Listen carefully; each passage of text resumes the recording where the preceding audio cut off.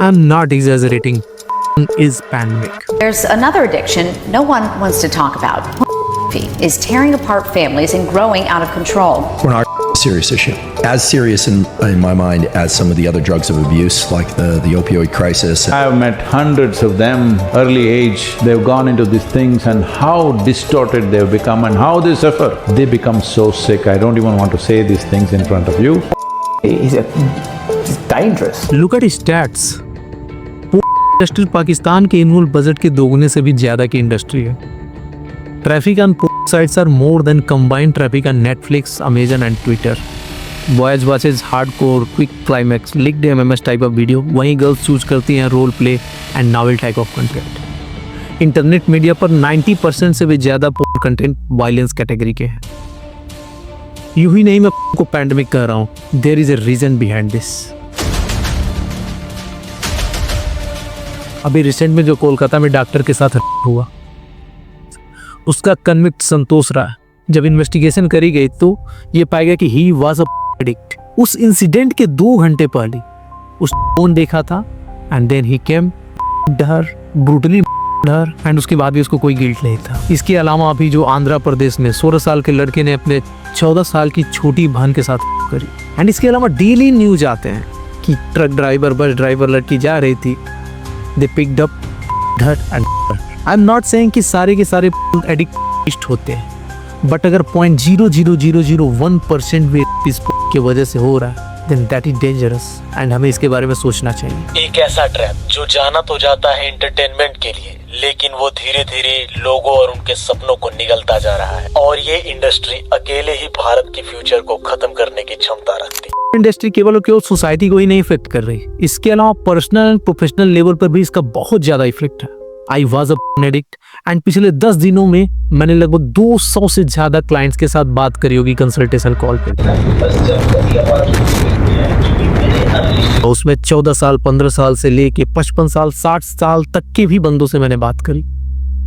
They all have destroyed their life, their health, their career and even marriages. And mostly जो 28-30 साल के लोग हैं वो तो शादी से डर रहे हैं. दे सेड कि मैं शादी कैसे करूंगा. You lose your focus toward that and I am guarantee आप इस वीडियो को भी पूरा लास्ट तक नहीं देख पाओगे क्योंकि फोकस ही नहीं है. नेक्स्ट टॉपिक स्टार्ट करने से पहले कि why somebody get addicted to the, let's see an experiment. Psychologist Bruce Alexander ने ट्रेडिशनल एडिक्शन की स्टडी से हट के थोड़ा सा एक नया करने की कोशिश करी. एडिक्शन को स्टडी करने के लिए ट्रेडिशनली होता क्या था कि चूहे को हम एक केज में रख देते थे एंड उस केज में मॉर्फिन या कोई भी एडिक्टिव सब्सटेंस डाल देते थे. चूहा उसको बार बार खाता था एंड देन उस चूहे पे उसके बिहेवियर की स्टडी करी जाती थी. अलेक्जेंडर ने चूहों को केज में न रख के उनको एक पूरा का पूरा नेचुरल हैबिटेट में रखा, जहाँ पे उनके फ्रेंड्स, उनकी फैमिली एंड खाने पीने की पूरी व्यवस्था एंड खेलना कूदना, मतलब सारी चीज़ें थी जो कि एक चूहे के लिए चाहिए. एंड वहीं पे उन्होंने मॉर्फिन भी रखा एंड सरप्राइजिंगली उन्होंने ये पाया कि यहाँ पे चूहे एडिक्ट ही नहीं हो रहे. हाँ, वो कभी कभार मॉर्फिन को चख लेते थे but they are not addicted to that morphine. And इस एक्सपेरिमेंट से कंक्लूजन ये निकलता है कि क्या आइसोलेशन ही की प्रॉब्लम है? Answer is there is more reason too. 6, 7 या 8 साल के चाइल्ड को अर्ली स्टेज पे जब का एक्सपोजर होता है तो उसको एक डिफरेंट काइंड की प्लेजर मिलती है. एंड होता क्या है कि वो इस इंटरवेंशन को अपने प्लेजर सर्किट से जोड़ लेता है एंड जैसे जैसे वो आगे बढ़ता है तो प्लेजर पाने के लिए जो उसकी टॉप प्रायोरिटी होती है वो इंटरवेंशन ही होता है. The second reason is trauma और एब्यूज. चिल्ड्रेन जो कि चाइल्डहुड ट्रॉमा या एब्यूज या निग्लेक्ट एक्सपीरियंस करते हैं, देयर इज हाई चांस कि वो किसी न किसी एडिक्शन में फंस जाता है. क्योंकि चाइल्डहुड में हमारा ब्रेन उतना डेवलप ही नहीं हो पाता है कि वो उस स्ट्रॉन्ग इमोशंस एंड फीलिंग को कोप कर पाए. सो rather than other thing, children choose and वो अपने हर एक स्ट्रॉन्ग इमोशंस एंड फीलिंग को उनके साथ कोप करने लगते हैं. So that is again a reason. Third reason is insecure attachment. ऐसे बच्चे जिन्हें बचपन में पेरेंट्स या केयर गिवर के द्वारा लव या इंटीमेसी नहीं दी जाती, उनका बहुत ज़्यादा हाई चांस होता है कि वो एडिक्ट बन जाए. मे बी उनके दोनों के दोनों पेरेंट्स वर्किंग हो या उनके पूरे के पूरे फैमिली का एक टॉक्सिक माहौल है या वो डाइवोर्स पेरेंट के बच्चे हो. सो होता क्या है कि उनके हार्ट में एक वाइड बन गई होती है एंड उस लव एंड इंटीमेसी के वाइड को फिल करने के लिए they choose. So that can be reason. Fourth, nice guy personality. ऐसे बच्चे जिनकी पेरेंट ओवर प्रोटेक्टिव होते हैं, यानी कि बचपन से उन्हें सिखाया गया है कि आप गुस्सा मत करो, आप कोई बुरी काम ना करो, अच्छे बच्चे बनो। अच्छे बच्चे कोई चीज़ की डिमांड नहीं करते, अच्छे बच्चे जो मिलता है उसी से खुश रहते हैं। तो उनके साथ होता क्या कि उनकी एक डुअल पर्सनालिटी बन जाती है। वो समाज को दिखाने के लिए एक अच्छा, एक नाइस गाय का फेस लेके घूमते हैं, बट अंदर उनकी भी इच्छाएं होती हैं एंड जिसे वो हमेशा और हमेशा सप्रेस करते हैं। एंड उन इच्छाओं को एक्सप्रेस करने का सबसे अच्छा जगह होता है साइट्स, जहाँ पे वो जो चाहे तो देख सकते हैं, कोई रोकने वाला नहीं, कोई टोकने वाला नहीं। तुम्हारे फैमिली में या तुम खुद ऐसे बंदे होगे कि जिसका पूरा का पूरा सोसाइटी में एक अच्छा फेस बना हुआ है, बट nobody know कि तुम करते क्या हो रात के अंधेरे। So that is also a reason of addiction। आगे मैं बताऊंगा कि क्या वो एग्जैक्ट प्रूवन सिस्टम फॉलो कर सकते हो इस एडिक्शन से बाहर आने के लिए। लेकिन बिफोर दैट आई वांट कि आप इस वीडियो को पॉज करो, नीचे शेयर लिंक पे क्लिक करो and here is a catch, किसी को शेयर मत करना, जस्ट कॉपी द लिंक।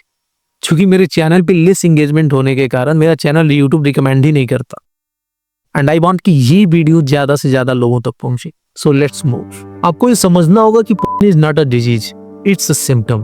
ये किसी और डिजीज का सिम्टम।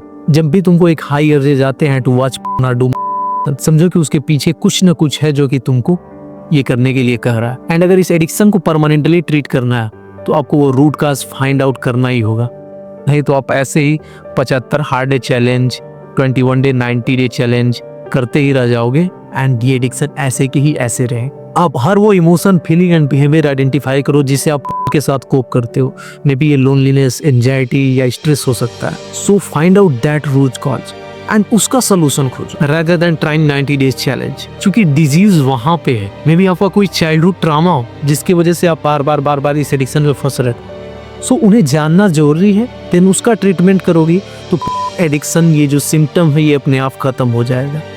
एंड इसके अलावा brother, live in natural habitat. जैसा कि एक्सपेरिमेंट में हमने देखा कि जब चूहे अपने नेचुरल हैबिटेट में रह रहे हैं, अपने दोस्तों के साथ खेल रहे हैं, जो भी मन कर रहा है खा रहे हैं, घूम रहे हैं, जहाँ मन कर रहा है वहाँ जा रहे हैं, तो वहाँ एडिक्शन की बहुत कम चांसेस थी।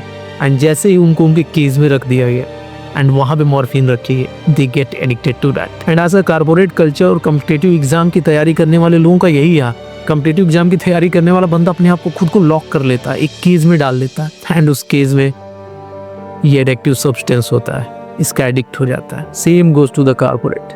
वो बंदे ऑफिस से आते हैं, देन उसके बाद से अगेन अपने आप को उस केज में बंद कर लेते हैं विद दैट डिवाइस एंड इसके साथ एडिक्ट हो जाते हैं। ब्रदर, नेचर ने ये रूम, ये केज, ये बिल्डिंग्स नहीं बनाए थे, उसने पूरा का पूरा ओपन छोड़ा था सो दैट तुम जहाँ चाहो, जो चाहो वो कर सको। एंड बिलीव मी, जो भी बाहर चीजें बनी हुई है ये तुम्हारे लिए ही बनी हुई है।